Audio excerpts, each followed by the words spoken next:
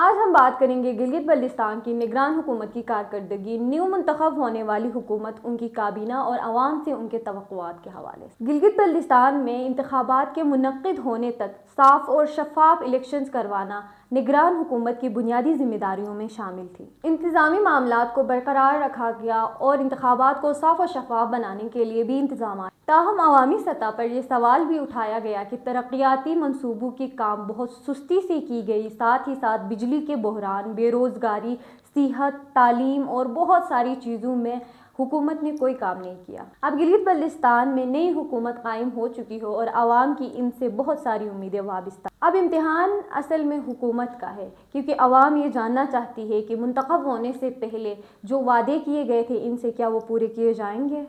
کیا نوجوانوں کو روزگار ملے گا؟ کیا بجلی کے بحران کے مکمل خاتمے کے لیے کوئی مکمل حکمت عملی کی جائے گی؟ کیا سیاحت، انفراسٹرکچر، تعلیم اور صحت کے میدان میں نمایاں بہتری آئے گی؟ کیا گلگت بلتستان کو اس کے آئینی، معاشی اور ترقیاتی حقوق ملیں گے؟